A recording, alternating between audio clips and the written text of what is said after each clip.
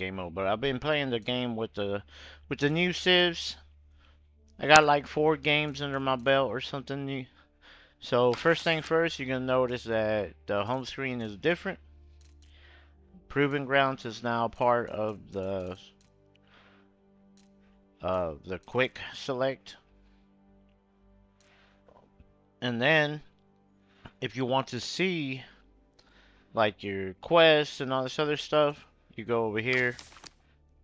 This brings up the news. This brings up your challenges. As you can see, I've played 5 games, so I've done more than 4. Um, and then this one right here tells you your daily challenges, which I need to do the wonders and your unlocks. Um, which I don't know what's going on. My portrait wasn't like that earlier. It's probably, it might be because I just unlocked something. Yeah. Anyways, let's just select that. So I know that's just a visual bug because you can see that it's selected here. It's just not visually representing it for everybody else to see. Um, these are 2 of the new sigils you can get from doing quests. This gauntlet.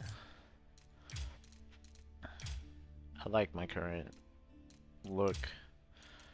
But anyways, let me take you to what makes these guys unique. So this is a subgroup for England, and this is the subgroup for France. Let's just start off with the French ones because they're the hardest in terms of explaining how they work. But essentially, if you like playing France, this is a complete 180 of a traditional France playstyle. First of all, they get rid of wood, like what are the sawmills? You no longer build sawmills. Second of all, you no longer have traders.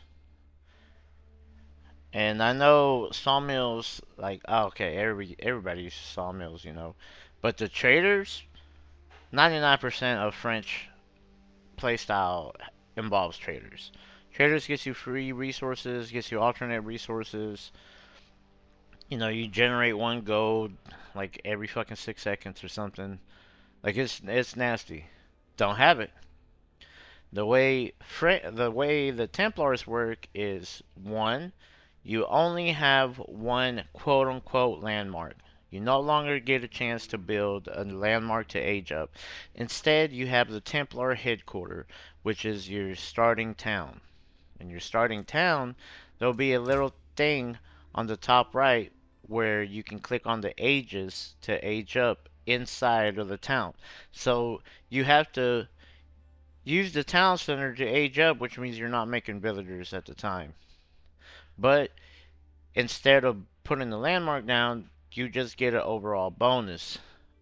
So far, I've only done 2 types of playstyles with these guys. I went with the Hospitalier, then I went with uh, Republic of Genoa, whatever, and then I went with Republic of Venice, which, to be fair, by the time I got to the Republic of Venice, the game was over. So I didn't even get a chance to use them. But essentially, the Republic of Venice is the only way to get traders. Then you only get 5 traders, but those traders are so fast. They're like super fast. And basically, whenever prices are jacked up for like stone or whatever, it reduces the price that you pay. Um, so that's the major difference. So to combat the 1 landmark, you are able to build fortresses. And so fortresses are considered landmarks in terms of determining when the game ends, but they can be completely destroyed And fortresses have the unique ability that they can have like a tread put on top, and then they have a radius around there that makes units next to it um, fight a little bit better, and they gain the walls and stuff gain health and some other stuff. But the most important one from here is this treasure towers. So you notice there that it says it talks about pilgrims, and then you have pilgrims. Well, right here, you no longer get traders. So the way you generate gold is you have pilgrims that constantly spawn at your town center or your Templar headquarters and walk to um, a sacred site and generates gold upon the distance traveled. And the more fortresses you build, the more pilgrims spawn. Then if you pick these guys, instead of having the neutral markets be revealed, you have all your sacred sites and relics revealed. So another important benefit they have is that without lumber camps, every time they chop a wood, it goes directly into your usable resources. So while it's nice, it kind of sucks because you can't buff up the amount of like how fast they get the wood using wood salt lumber camps, but they do get better as they age. I don't know if like it's nice because you can always just send a bunch of villagers off into the middle of nowhere and just start harvesting trees, and they don't have to walk back to a sawmill. So if you're one of those people that always forgets to rebuild your sawmills closer to your trees, this is a win-win. Um, but other than that, it feels rather powerful, and 20% of the wood you gather becomes food. My biggest issue with playing with these guys, the like 2 or 3 times that I've done it, was food. Food was such a horrible thing to keep up with. Um, Other than that,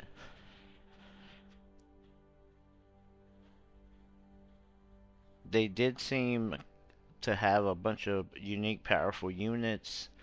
The Hospitalier gives you like healing early on. Um, I don't think I ever made a sergeant, but I did have the Chevaliers. You can end up getting mounted javelin guys, so you get a unique form of mounted infantry. Um, and then I've seen people roll out with the Teutons, so I'm guessing that we're not getting like those Germans or whatever they were from Age of Empires 2 that had the Teutonic Knights as a unique unit. I guess they're just sticking it in here. But I haven't played all the way. But essentially, your biggest things are going to be trying to get a fortress going, and then you put the fortress next to a holy site, which feels kind of odd. Then you defend the holy site so your pilgrims can walk to the holy site, and it becomes like a defensive game. Whereas France was always this: you build fast, get cheap stuff, and then you plop out knights. You no longer have knights. You have Templar Templar enthusiasts or something like that, brother Templars, um, which you can use, and you no longer have that passive regen. You no longer have a +10 to charge. You no longer get the bonus to your blacksmiths every time you level up. You no longer get free traders. You no longer get uh +1 gold with the traders. So it's like a completely different playstyle. Honestly, There's nothing the same except the name. It is like a complete different civ. Like none of the units are the same. And then for House of Lancaster, personally, it's hit or miss. Normal England has so many good benefits. There's such a vanilla, like, get into Age of Empires and win type of race. Uh, their bonuses are like build archers, build farms, and fucking go beat the shit out of people's castles. That's it. These guys, on the other hand, have no more no more bells, so you no longer get the attack bonus around the town centers and the towers. I forgot what that's called. Uh, but basically, when you play as normal England, you get a bell at your tower, your town center, your castle. No longer get it. Um, and then the Abbey of Kings becomes different. You no longer have the archer producing building early. You now have this thing called Lancaster Castle, which I will explain.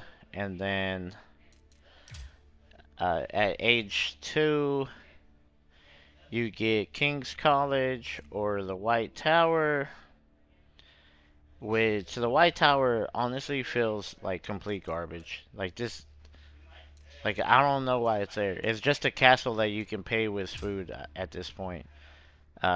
Because they used to give you a bonus of being able to build units twice as fast or 40% faster, which was good because you literally had access to every school of like military that you could possibly need, and it's almost twice as fast.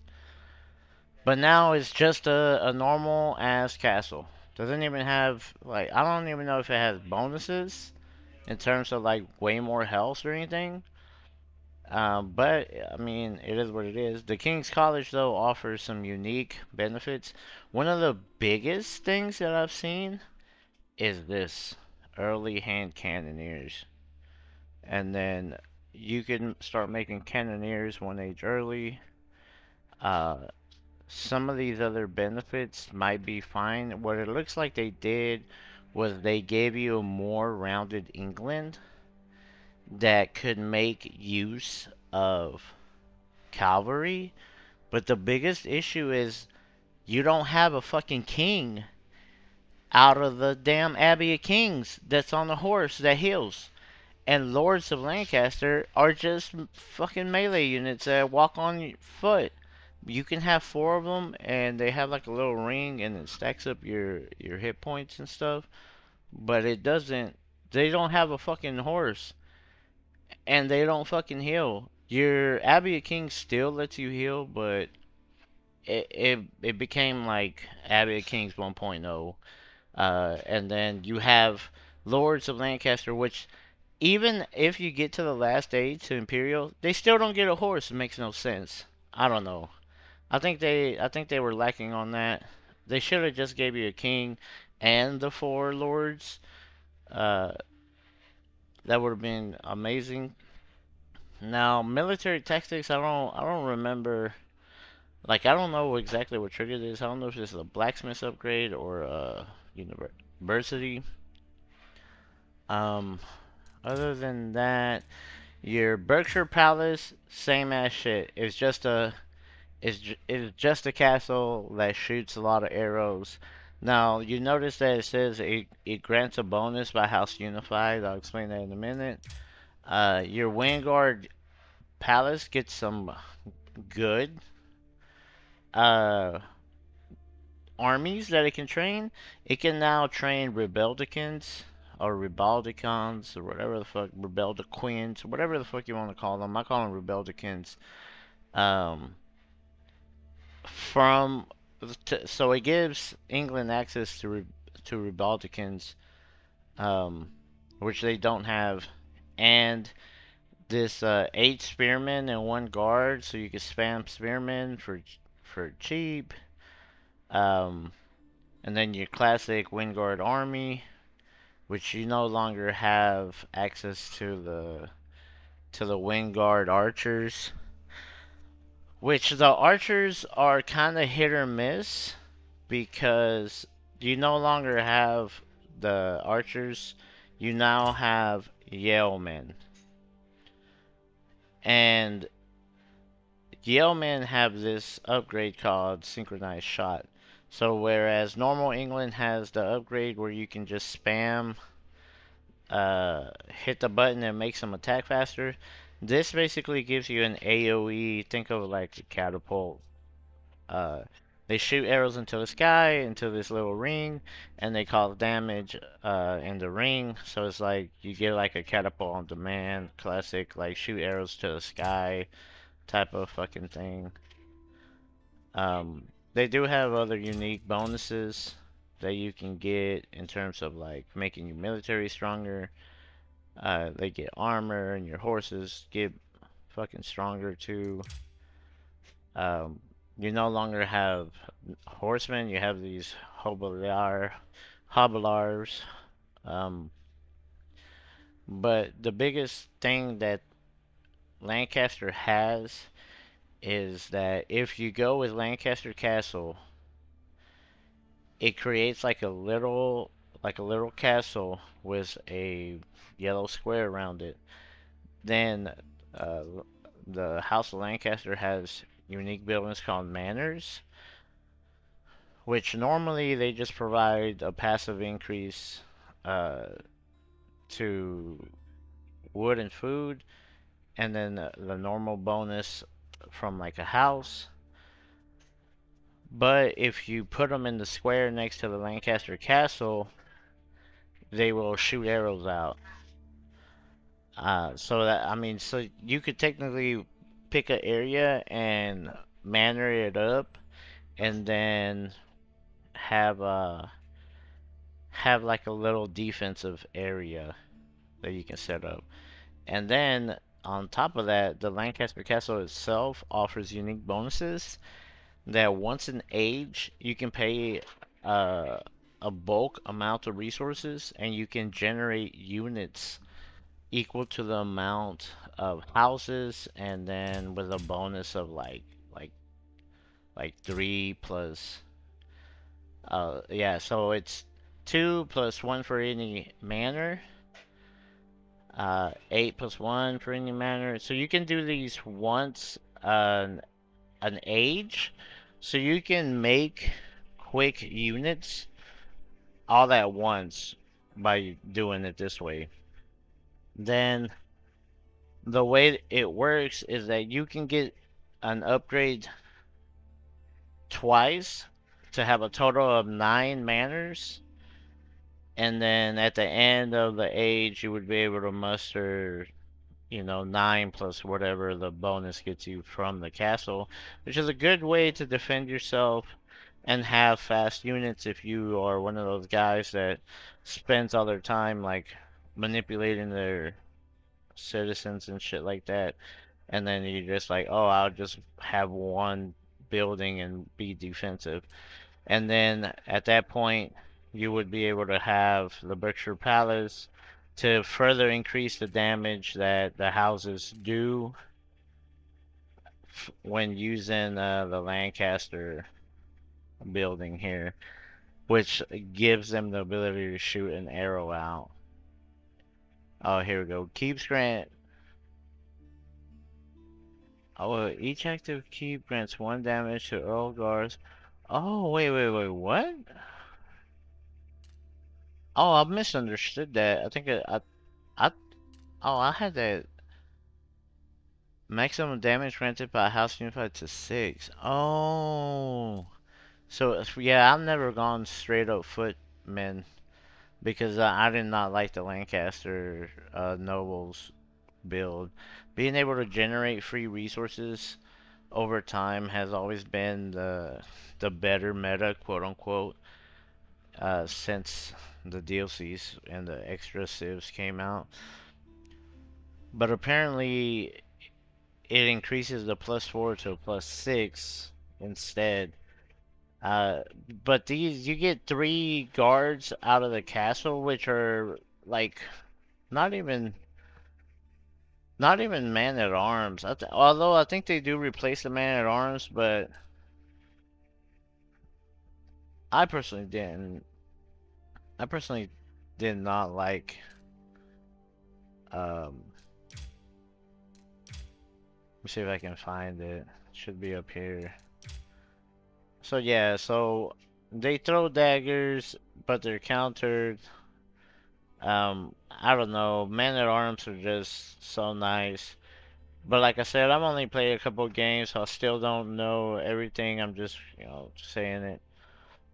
Uh, Also, they the your town center spawns sheep after you build them, and they gather from sheep faster, which is insane. Because I've been able to age up with just sheep that you pick up on the map like 3 times without finishing the sheep. So for it, it's basically you get one sheep free for every four sheep, for every four sheep.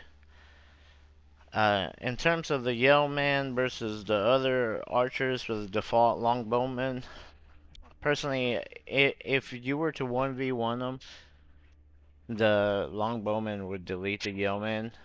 But in like the later age, it might be a closer fight because if you had perfect macros, you could volley of area all the longbowmen to death. But since we're just human, you're only picking one spot at a time. Whereas if it was a person that can make a whole line, like a AI or something, can make the whole line, then they would delete them. But if you were fighting another person with them having long bowmen, they just hit the button once, and then they get the speed increase, and they get a +1 range. So they're outranging you, out damaging you. It is what it is. The thing with these guys is that they're real good at clearing a mob. So what you do is you use your volley arrows, snipe the archers behind the main line, and then use like crossbowmen and stuff to help defend you until you can get it off.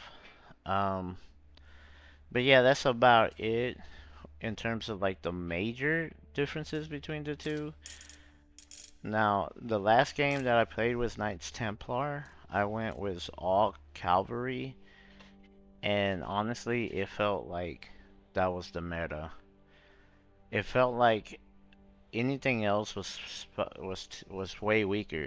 Not only do the Chevalier Confrérie get a bonus when other heavy armor knights are there, your Templar brothers count as uh heavy knights.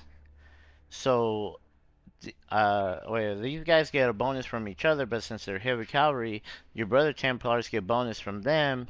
So you just mix these two up. These guys get more hells. These guys get more hells. So you're all just running with these chunky horsemen. Too bad they don't get no healing.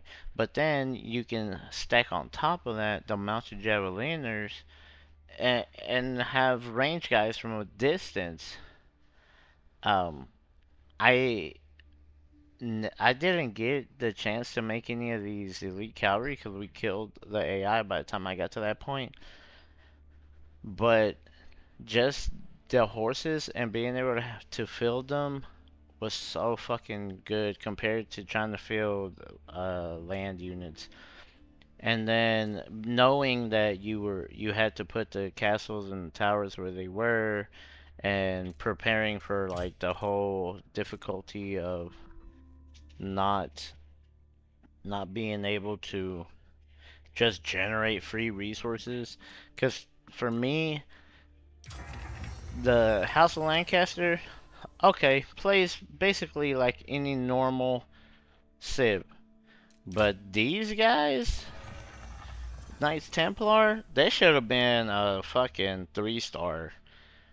Because those guys are goofy as fuck. You have to control a sacred site for them to work.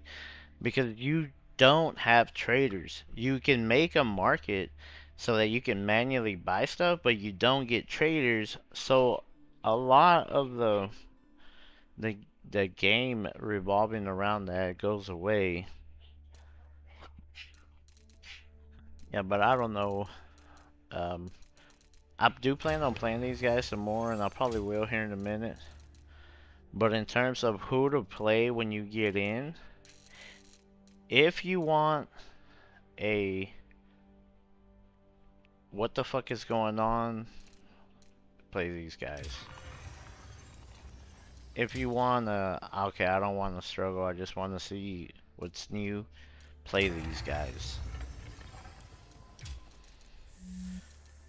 There are some new maps that dropped as well,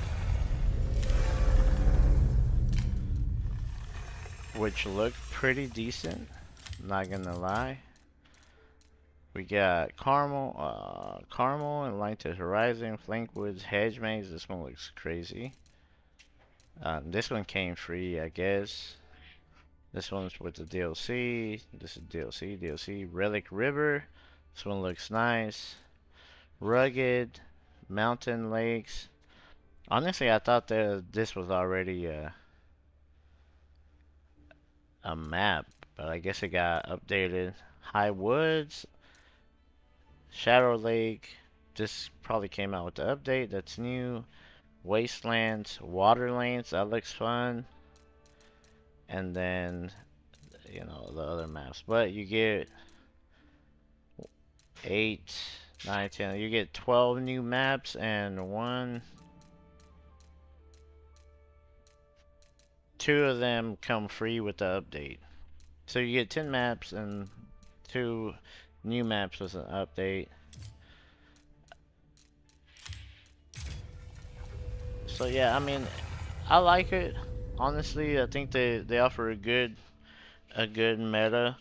But if you're thinking you're gonna have like like French plus one, and that's why you're buying it, don't. If you're thinking you're gonna have like better Archer England, you won't. But if you're looking for a new way to play the game, without completely like, basically if you're looking for a new way to refresh the game, then uh, you'll get it with this. Um, it's more like for England, it's more like Order of the Dragon compared to Holy Roman Empire. You just have like basically the same bonuses, it just removes some stuff. And then Joan of Arc was the French, where Joan of Arc had like a hero and everything, and it's a completely different play style. It's the same thing. You just have a completely different play style. Um, I like it, and I will be using the new civs, but I don't.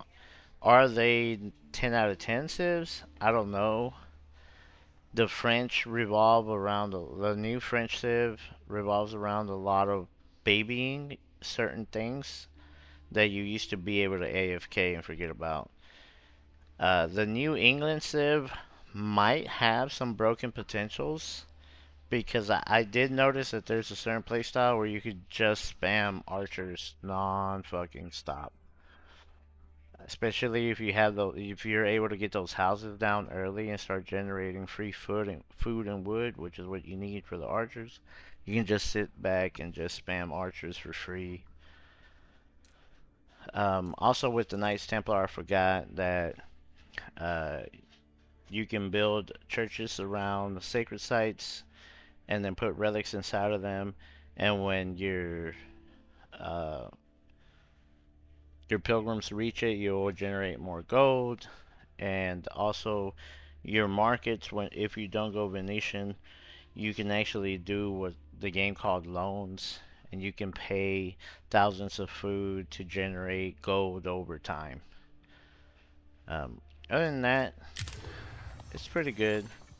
They don't add anything new. There's a whole new thing with stories and campaigns over here that you can start doing. Um, I never really got too far in this. I was getting along and play. But I'm gonna go ahead and play a couple of matches, and